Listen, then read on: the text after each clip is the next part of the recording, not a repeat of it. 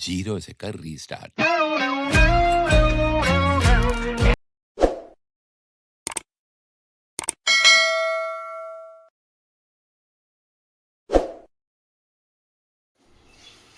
Good morning student. Last term पे हमने Coulomb's law और इलेक्ट्रिक डाइपोल के बारे में स्टडी किया था। हमने आपको बताया था कि कूलॉम्स लॉ क्या होता है। कूलॉम्स लॉ में हमने ये स्टडी किया था कि फोर्स जो है वो डायरेक्टली प्रोपोर्शनल होता है product of the charges and inversely proportional to the square of the distance between the charges. उसके बाद हमने इलेक्ट्रिक डाइपोल के बारे में पढ़ा था। इलेक्ट्रिक डाइपोल के बारे में हमने आपको बताया था कि इलेक्ट्रिक डाइपोल होता क्या है।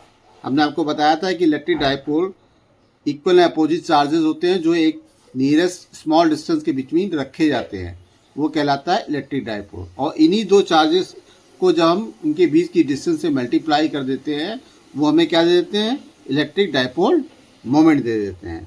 फिर हमने ये आइडेंटिफाई किया था कि अगर इसी इलेक्ट्रिक फील्ड के डाइपोल के कारण हम intensity of electric field find out करेंगे एंड पॉइंट पे और उसके इक्वेटोरियल पॉइंट पे। एंड पॉइंट पे हमने स्टडी किया था, तो एंड पॉइंट पे हमने जो देखा था कि जो एक्सप्रेशन हमें मिला था that is the E is equal to 1/4 pi epsilon naught 2p/r की। सेम एज जब हमने intensity of electric field at a point on the equatorial line of a dipole इसको स्टडी किया था, तो so we get the value of 1/4 pi epsilon naught p/r³। और आज हम पढ़ेंगे torque on a dipole in a uniform electric field.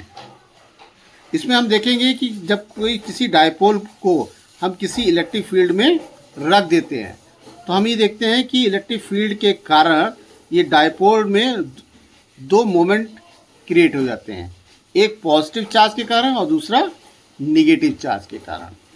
Suppose हमने एक डाइपोल कंसीडर किया have negative charge and positive charge, जिनकी बीच की डिस्टेंस है हमने क्या ली थी 2l, और इलेक्ट्रिक फील्ड हमने ली हुई है E। इसमें हमने एक डाइपोल को रख दिया है। हम ये देखते हैं कि इस इलेक्ट्रिक फील्ड के कारण पॉजिटिव चार्ज पे एक फोर्स डेवलप होता है that is F is equal to Q into E इस डायरेक्शन में। सेम एज नेगेटिव के कारण एक फोर्स जनरेट होता है just opposite to the electric field. तो जिसके कारण होता क्या है, पॉजिटिव के कारण इलेक्ट्रिक फील्ड जो जनरेट होती है और नेगेटिव के कारण जो इलेक्ट्रिक फील्ड जनरेट होती है इस डाइपोल को एक प्रकार का कपल रिफॉर्म कर देती है, जिसके कारण इसकी टेंडेंसी रोटेट करने की हो जाती है। इसी को बोलते हैं टॉर्क ऑन ए डाइपोल। यहाँ पे देखिए हमने लिया है when A electric field dipole is placed in an external uniform electric field a couple act upon the dipole. This couple tends to align the dipole in the direction of the field. This is called the restoring couple. The moment of this restoring couple is known as torque, जिसको हम tau से denote करते हैं। तो simply है, एक dipole लिया जिसपे इक्वल अपोजिट चार्जेस थे, उसको हमने एक एग्जिस्टिंग फील्ड E में प्लेस कर दिया, जिसके डाइपोल के बीच की डिस्टेंस क्या थी 2l थी। पॉजिटिव के कारण इस पर एक फोर्स जनरेट हुआ Q into E। Same as negative के कारण Q इंटू एक फोर्स जनरेट हुआ अपोजिट डायरेक्शन में। तो आप ये देखिए एक फोर्स इस साइड जनरेट हो रहा है और एक फोर्स इस साइड जनरेट हो रहा है। तो ये क्या करेगा, इस डाइपोल को रोटेट कराने की टेंडेंसी रखेगा, जिसके कारण इस पे एक कपल जनरेट हो जाएगा।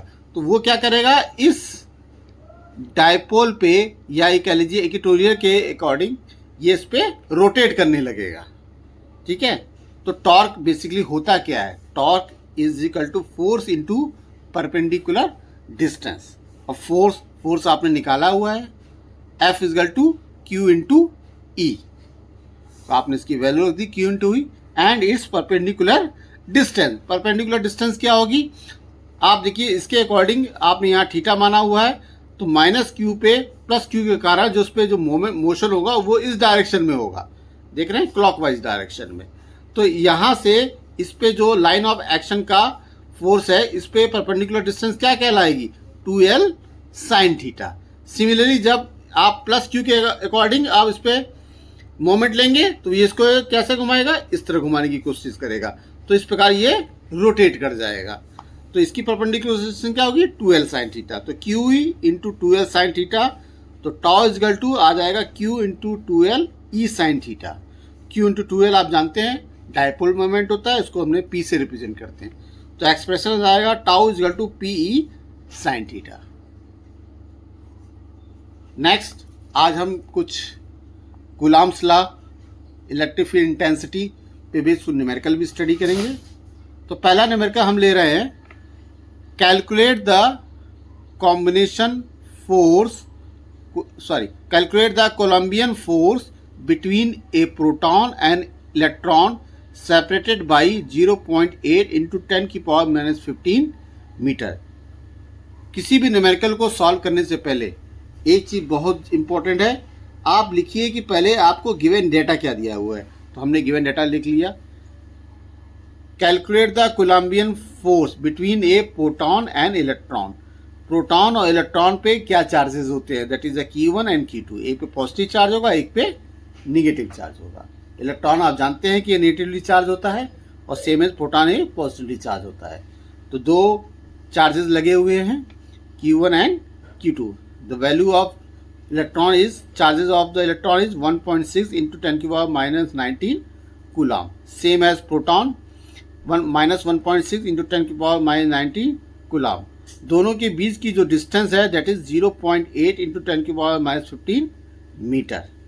फाइंड क्या करना है, फाइंड आपको फोर्स निकालना है, इन दोनों चार्जेस के बीच फोर्स कितना लग रहा है।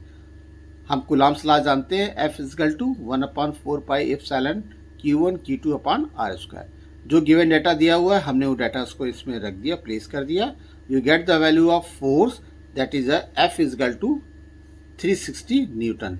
ये नेगेटिव में आएगा तो नेगेटिव आएगा, तो एक पॉजिटिव है एक नेगेटिव है, तो उनके बीच कैसा फोर्स होगा, अट्रैक्शन फोर्स होगा, तो इसलिए लिखा हुआ है अट्रैक्टिव। ओके, सेकंड न्यूमेरिकल हम देखेंगे, two positive charges distance 0.1 metre apart repel. दो पॉजिटिव चार्जेस हैं, पॉजिटिव चार्ज है तो उनके बीच में क्या होगा, रिपल्सन फोर्स लगेगा, इसलिए कह रहा है repel each other with a force of 18 Newton. If the sum of the charges be 90 microcoulomb, then calculate their separate value. तो मैंने जैसे आपको बताया, किसी भी न्यूमेरिकल को सॉल्व करने से पहले अगर आप उसका एक स्कीमेटिक डायग्राम बना लें तो थोड़ी सी क्या होता है, हमें उसको सोचने और समझने की, एक इमेजिनेशन करने की टेंडेंसी आ जाती है कि अब हमको करना क्या है, अप्रोच डेवलप हो जाती है। इसलिए हमने एक स्कीमेटिक डायग्राम बना लिया, दो चार्जेस ले लिए, दोनों पे कैसे चार्जेस हैं, पॉजिटिव चार्जेस हैं, Q1 एंड Q2, और दोनों के बीच की डिस्टेंस क्या है, 0.1 मीटर। गिवन डाटा हमने आपको बताया कि सबसे पहले आप गिवन डाटा को लिखेंगे। तो गिवन डाटा क्या आ गया, गिवन डाटा आ गया Q1 plus Q2, sum of the charges given है 9 इंटू 10⁻⁻6, क्योंकि आपको गिवन क्या है, माइक्रो कूलॉम, तो कूलॉम में आप लिखेंगे 9 इंटू 10⁻⁻6 कूलॉम। एफ आपको गिवन है, दोनों चार्जेस के बीच के फोर्स कितना लग रहा है, 18 न्यूटन। दोनों चार्जेस के बीच की डिस्टेंस कितनी है, 0.1 मीटर। आपको निकालना क्या है, Q1 निकालना है और Q2 निकालना है। तो F is equal to Coulomb's law 1/4 pi epsilon Q1 Q2 upon R square. आपने ये फार्मूला अप्लाई कर दिया कूलॉम्स लॉ के अकॉर्डिंग, आपको दिख रहा होगा। इसके बाद आप देखिए, वैल्यू पुट अप कर दीजिए। एफ की वैल्यू गिवन है 18, 1/4 pi epsilon 9 into 10⁻⁹। Q1 Q2 आपको निकालना है।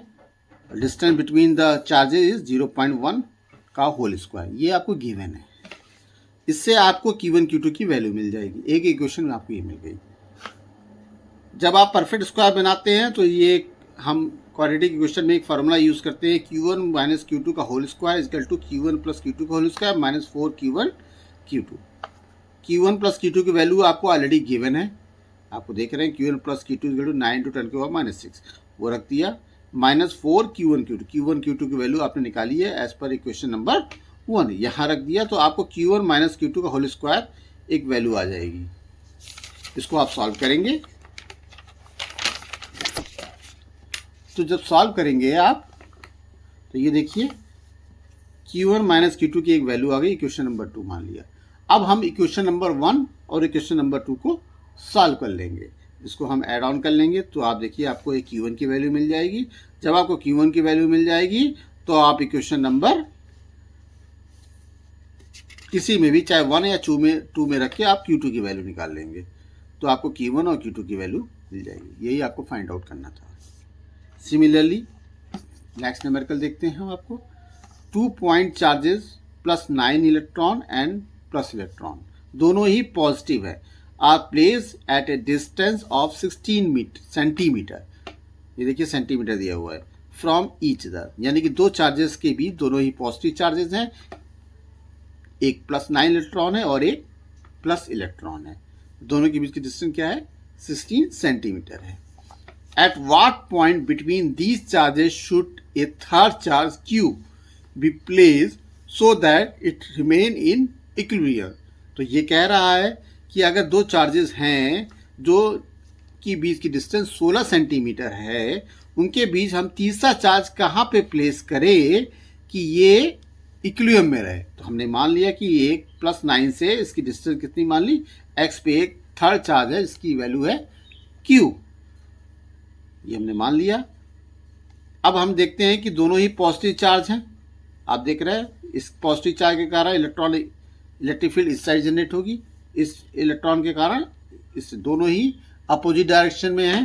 दैट मीन्स इक्विलिब्रियम कंडीशन के लिए E1 इक्वल टू E2 होगा। हमने दोनों की वैल्यू रख ली। E1 की वैल्यू क्या होगी? E1 के लिए देखिए ये है, एक चार्ज ये है और एक चार्ज ये है, तो दोनों के बीच हम फील्ड के 1/4 पाई एप्सिलॉन नॉट उसके वैल्यू निकाल लेंगे।